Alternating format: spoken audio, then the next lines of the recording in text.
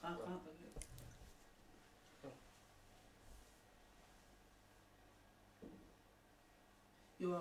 फेरि 70मा पनि यस्तै घटनाहरू घटिरहेको हुन्छ होइन। त्यहाँ पनि केही समय यो कञ्चनपुर भन्दा पहिला त्यहाँ पनि घटना त्यो नेपाल प्रहरीले त्यो 70मा पनि गोली चलाएको थियो होइन।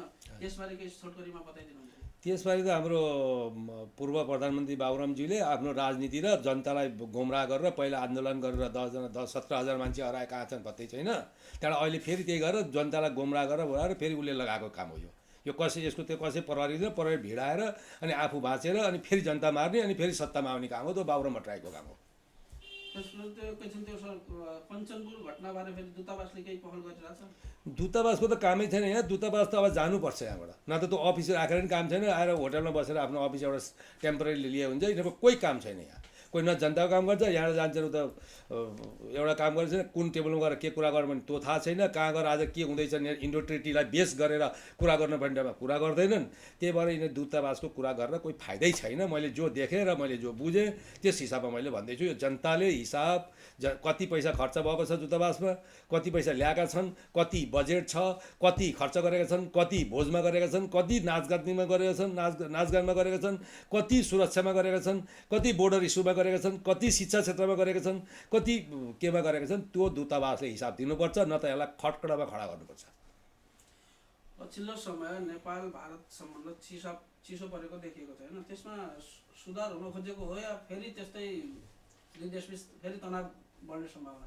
सुधार हुन त जब तपाईँले सुधार हुने कुरा गर्नुभयो र तपाईँले पनि उनको जस्तो कुटनीति र राजनीति गर्न थाल्नुभयो र टेबल टक गर्न थाल्नुभयो, बायोलेटर टक भन्छ त्यसलाई। जब तपाईँले टेक्निकल इस्युजहरू लिएर तपाईँले पुटअप गर्नुहुन्छ त्यति बेलै कुरा हुन्छ। त म एक्लै जान्छु ल, म एउटा भारतमा मिल्न गएँ भन्छ, मलाई एउटा मेडिकलको सर्टिफिकेट चाहियो, सिट चाहियो, मलाई एउटा यो चाहियो, मलाई म मेडिकल एडमिट हुनु पऱ्यो र तपाईँले मिलाइदिनुहोस् भन्छ भने के को कुरा गर्ने? त्यही भएर भारत माथि छ, उनीहरू तल छन्। भारत माथि भएर भारतले नेपाललाई सहयोग गर्छ होइन। कुनै पनि सानो घटना घटेपछि ल हामी रोटीबेटीको सम्बन्ध भनेर त्यसले अब भूकम्प जाँदा पनि ठुलो सहयोग गर्यो। त्यो सहयोगको कारणले गर्दाखेरि नेपालमाथि दबाउन खोजिरहेको छ कि होइन? त्यो त आफ्नो कर्तुतले गर्दाखेरि, हाम्रो नेताहरूको कर्तुतले गर्दा, नेताहरूको टेक्निकली नलेज नभएर, एक्सपिरियन्स नभएर, एक्सपर्टाइज नभएर यस्तो भइराखेको हो। यिनीहरूसँग केही छैन, तातो भात फुकेर खाने बुद्धि क्षमता छैन यिनीहरूसँग। अनि तपाईँले यो हिन्दू राष्ट्रको माग गर्दै विभिन्न समयमा दिल्लीमा धरना प्रदर्शन गर्दै आइरहनु भएको छ, त्यसको केही प्रभाव परिरहेछ कि तपाईँले जबसम्म नेपालमा हिन्दू राष्ट्र स्थापना हुँदैन तबसम्म धरना जारी राख्नुहुन्छ या त्यो छिट्टै यसको निकास पाउन सक्छ? हिन्दू राष्ट्र त नभई सुखै छैन। त्यो जनताको माग हो, मेरो माग होइन। किन भन्दाखेरि 94% अरू 4% मुस्लिम पनि हिन्दू राष्ट्र चाहिन्छ भनेर लागिरहेका छन्, पहल गरिरहेका छन् भने 99% प्लस भारत प्लस विश्वका हिन्दू सबै हुँदाखेरि त हिन्दू राष्ट्र नलेकिनलाई सुखै छैन। कति दिन यिनले डलरको पैसा खाएर बाँच्छन् 1%सित, त्यो बाँच्नै सक्दैनन्। त्यही भएर यो हिन्दू राष्ट्र भरै छोड्छ। भारत सरकारले, मोदी सरकारले अहिले नेपालको हिन्दू राष्ट्रबारे के कस्तो पहल गर्छ? हिन्दू राष्ट्र त हिन्दू मान्छे हिन्दू राष्ट्र चाहिन्छ भन्छन् नि। मोदी सरकारको कुरो किन आयो? हिन्दूको कुरो आउनु चाहिँ यहाँ त मोदी सरकारसँग मलाई लेन देन छैन। मलाई लेन देन छ हिन्दूवादीसँग, चाहे मोदी हुन्, चाहे लेबर होस्, चाहे काम गर्ने होस्, चाहे जनता होस्, जो पनि होस्। त्यही भएर हिन्दूले हिन्दू चाहिन्छ भन्छ, यो मोदी सरकारको कुरै छैन। अब त्यसरी बुझ्न पर्यो अब सबैले। एउटा सानो फेरि एउटा क्वेसन गर्दैछ, त्यो नेपालमा जुन चुनाव हुँदैछ त्यो चुनावले नेपालमा केही परिवर्तन गर्नको लागि यस्तै हिंसा बढाउनको लागि चुनाव गर्दैछ? यो चुनाव केही गर्दैनन्। यिनीहरू मिलिजुली अब यति महिना बस्छौँ, यति महिना बस्छौँ, यति महिना त बस, यति महिना म गर्छु भन्ने त्यही हो। यिनीहरू चुनाव गर्दैन। यिनीहरूले यो चुनाव गर्ने खालका होइन।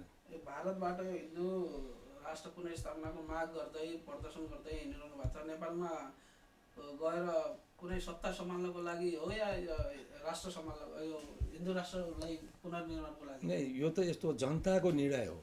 यो मैले सत्ता आज सम्हाल्छु, म यसो गर्छु उसो गर्छु, मलाई कुनै मतलब छैन। यो जनताको निर्णय हो। जनताले जे भन्छन् त्यही म गर्छु। जनताले भन्छन् ल तैँले यसो गर, त्यही गर्छु, ल छोडिदिन्छु, मलाई के खाँचो लाग्छ फेरि?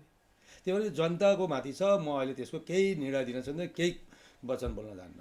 म भारतबाट तपाईँले विभिन्न समयमा गरेको आन्दोलनले के परिवर्तन भएछ? परिवर्तन किन भएन? चारवटा शङ्कराचार्यको समर्थन छ, यो 13 जुना अखडाका अध्यक्ष नरेन्द्र गिरीको समर्थन छ, 40 प्रधानमन्त्रीको समर्थन छ, 40 देशबाट समर्थन छ। अब किन छैन? अगाडि धेरै समर्थन छ, धेरै पहल भइरहेको छ र हुनुपर्छ भन्ने छ र यो हिन्दू राष्ट्र नभई छोड्दैन भन्नेमा सबै छन्, समर्थन छ। त्यसले यति बेनिफिट भइसकेको छ, यति फाइदा हाम्रो हिन्दूवादीलाई भएको छ भन्ने त्यसको एउटा ऊ नि छैन, व्याख्यै छैन। थ्याङ्क यू सर, धन्यवाद। धन्यवाद। तपाईँहरू यहाँहरू आउनुभयो, मलाई 2-4 शब्द राख्नको लागि तपाईँहरूले मौका दिनुभयो, अवसर दिनुभयो, त्यसको लागि तपाईँहरूलाई धेरै धेरै धन्यवाद दिँदै म तपाईँहरूसँग बिदा लिन्छु। धन्यवाद।